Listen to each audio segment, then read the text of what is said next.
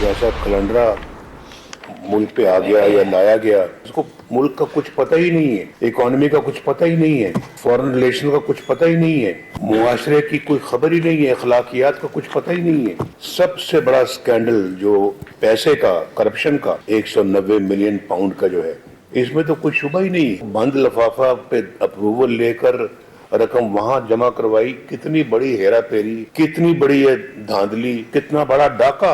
और फिर कहते जी कि बिजली की कीमतें बढ़ गई। बिजली की तुम 60 अरब रुपए खा जाओगे कौम का, तो बिजली की कीमत नहीं बढ़ेगी तो क्या बढ़ेगा? फिर इल्जाम हम पे लगाते हो कि बेटे से तनख्वाह नहीं ली, सजाएं हमें दिलवाते हो।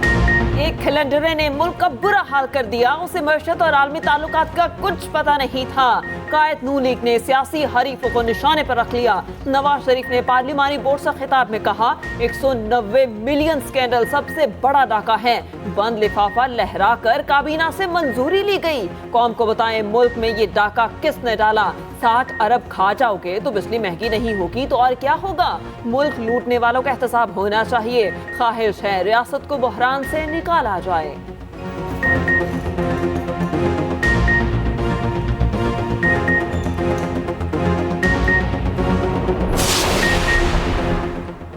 आम इंतखाबात के लिए जनूबी पंजाब से उम्मीदवारों का चुनाव। मॉडल टाउन में नून लीग के पार्लिमानी बोर्ड की एक और बैठक। नवाज शरीफ, मरियम नवाज, इसहाक डार और राना सनाउल्लाह की शिरकत। बहावलपुर और डीजी खान डिवीजन से उम्मीदवारों के इंटरव्यूज हुए। उम्मीदवारों के लिए गैर मुल्की फर्म की खिदमत हासिल कर ली गई। फर्म उम्मीदवारों की काबिलियत और मुकाबला जीतने की सलाहियत से आगाह करेगी। लीगी रहनुमा अताउल्लाह तारड़ ने कहा, नून लीग को विफाक और सूबों में अक्सरियत लेने में कोई मुश्किल पेश नहीं आएगी। बानी चेयरमैन पीटीआई ने कौमी खजाने पर डाका मारा। 190 मिलियन पाउंड केस में सजा से बचाना मुश्किल है। सुप्रीम कोर्ट ने कहा फ्रॉम पीटर टू पॉल, यानी मैंने अगर 2 लोगों के पैसे देने हैं, मैं एक से पकड़ के दूसरे का उधार उतार दूं, तो फिर वो पैसे तो स्टेट के थे, तो वो स्टेट के अकाउंट में क्यों नहीं आए? अब इमरान नियाजी की कैबिनेट ने जो 60 अरब रुपए का डाका मारा, उससे महंगाई में इजाफा हुआ, पॉलिसियां गलत बनी और इसका खमियाजा इनको भुगतना पड़ेगा, क्योंकि 190 मिलियन पाउंड जैसा केस तारीख में कभी नहीं।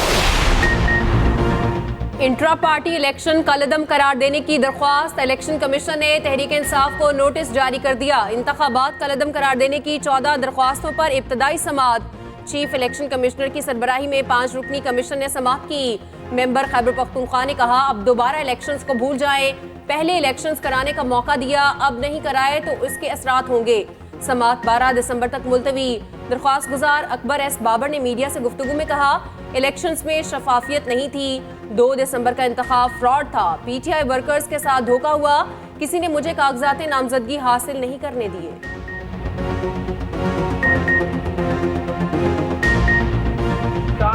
तहरीक इंसाफ के ये जो नाम नहाद इंट्रा पार्टी इलेक्शंस हुए हैं, जो पाकिस्तान तहरीक इंसाफ कहती है कि 2 तारीख को एक इंट्रा पार्टी इलेक्शंस हुए। ये इलेक्शन किसी सूरत में नहीं थे। ये इलेक्शन के नाम पे इलेक्शन की एक तज़हीक है, इलेक्शन का मजाक उड़ाया गया। आप इस बात से कोई इनकार कर ही नहीं सकता कि ये एक मुकम्मल फ्रॉड है। पाकिस्तान स्टॉक एक्सचेंज में एक और रिकॉर्ड कायम। 100 इंडेक्स 66,000 की सतह उबूर कर गया। 100 इंडेक्स की बड़ी छलांग, 1552 पॉइंट्स का इजाफा। इंडेक्स 66,270 पर ट्रेड करने लगा। उधर अमरीकी करेंसी की बेकदरी आज भी जारी। इंटरबैंक में डॉलर 38 पैसे सस्ता, नई कीमत 283 रुपए 63 पैसे हो गई।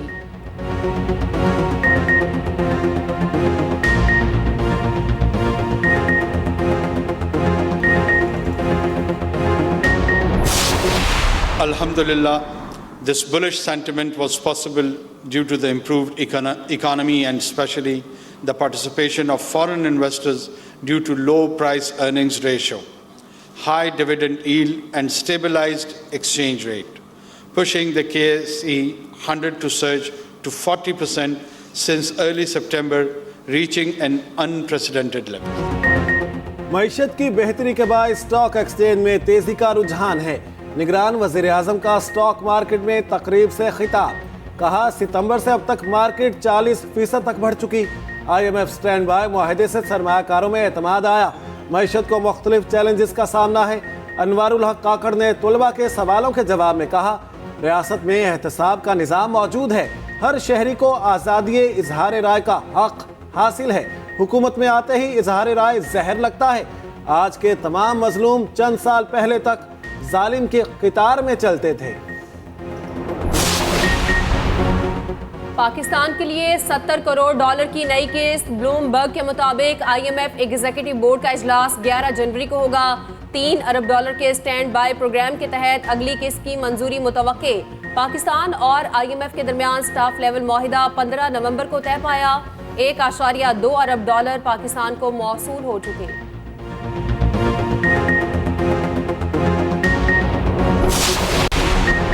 आहत चीमा को बड़ा रिलीफ मिल गया। आमदन से जायद असासा जात रेफरेंस में बरी। लाहौर की एहतसाब अदालत ने महफूज फैसला सुना दिया।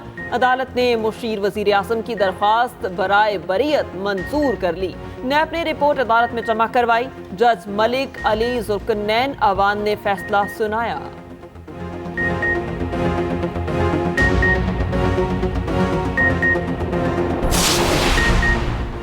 बानी चेयरमैन PTI की नाअहली के खिलाफ दरखास्त लार्जर बेंच को अरसाल। दरखास्त पर लाहौर हाई कोर्ट में समाअत। जस्टिस शुजात अली खान ने दरखास्त 5 रुकनी बेंच को भिजवा दी। इलेक्शन कमीशन की जानिब से 5 बरस की नाअहली कलअदम करार देने की इस्तदा। दरखास्त के हतमी फैसले तक नाअहली का नोटिफिकेशन मुअत्तल किया जाए।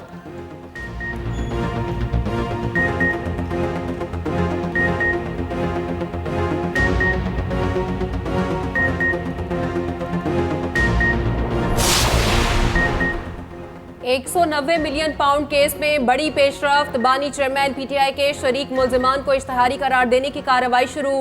शहजाद अकबर, जुल्फी बुखारी और फरा गोगी के इश्तिहार जुडिशल कॉम्प्लेक्स में चश्मा। मुल्जिमान 6 जनवरी को अदालत में तलब। एहतसाब अदालत के जज मोहम्मद बशीर के अहकामात पर इश्तिहार जारी किए गए।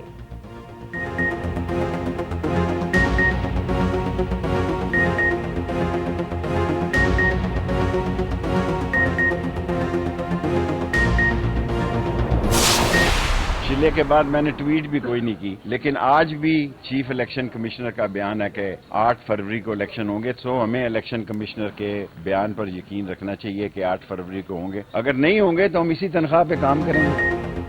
इंतखाबात 8 फरवरी को होंगे। चीफ इलेक्शन कमिश्नर की बात पर यकीन करना चाहिए। शेख रशीद अहमद की मीडिया से गुफ्तगू।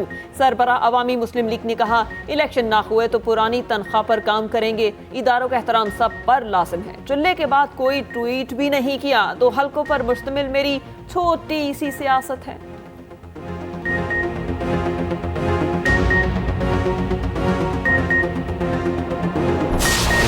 गाजा में इसराइली जंगी जुराइम जारी। खान यूनिस और जबालिया समेत मुतादिद इलाकों में शदीद बमबारी। सेहूनी फौज के बदतरीन हमलों में इमारतें मलबे का ढेर बन गई। फलस्तीनी मुसन्निफ और सहाफ़ी डॉक्टर रिफत अल उरैर शहीद हो गए। शहीदों की मजमूई तादाद 17,000 से तजावुज कर गई।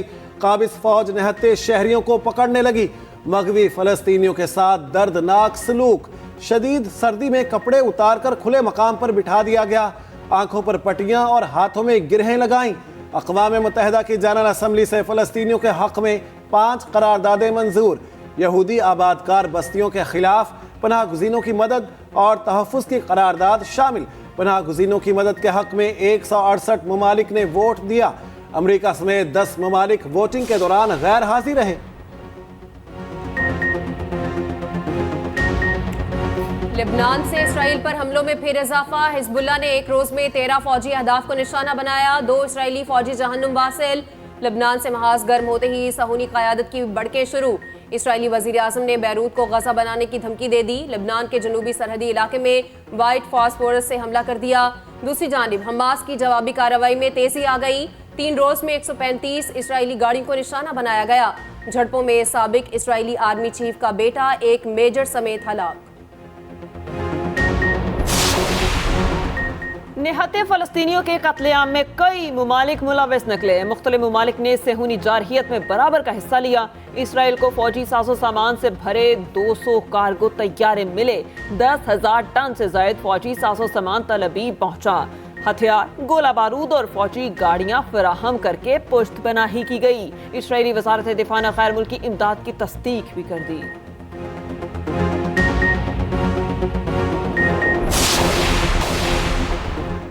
OGDCL की बड़ी कामयाबी, सिंध से तेल और गैस के बड़े ज़खायर दरियाफ्त। तर्जुमान के मुताबिक कुएं से 85 लाख क्यूबिक फीट यौमिया गैस निकलेगी।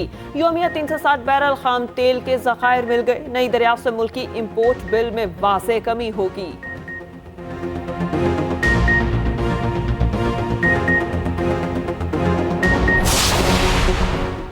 साल 2023 एयरलाइन इंडस्ट्री के लिए मस्बत करार।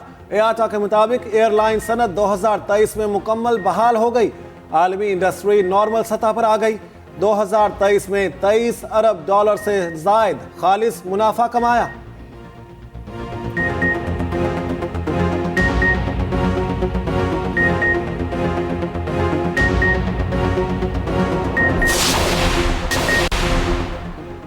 कैनबरा में 4 रोजा मैच, तीसरे दिन का खेल खत्म। वजीर-ए-आज़म 11 ने 4 विकेटों के नुकसान पर 367 रन बना लिए। मैथ रोइन शाह की शानदार बैटिंग, 136 रन बनाकर नॉट आउट। पाकिस्तानी बॉलर्स दिन भर में मेजबान टीम की 2 विकेटें ही ले सके। फहीम अशरफ और इमामुल हक ने एक बैटर को आउट किया। स्पिनर इब्रार अहमद अनफिट हो गए।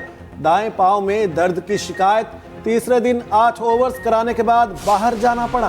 क्या था, क्या सोचा था कि न्यूजीलैंड के खिलाफ कैसे जाना है, कैसे हराना है, तो इस हवाले से हमें बताइए थोड़ा सा। बहुत बड़ी टीम थी, इसे हराना हमारे लिए बहुत खुशी की बात है।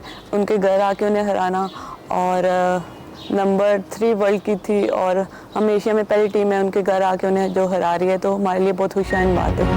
पाकिस्तानी वुमेन के पास टीम न्यूजीलैंड के खिलाफ वाइट वॉश का मौका। वुमेन टीम 2 मैचेस में न्यूजीलैंड को शिकस्त दे चुकी।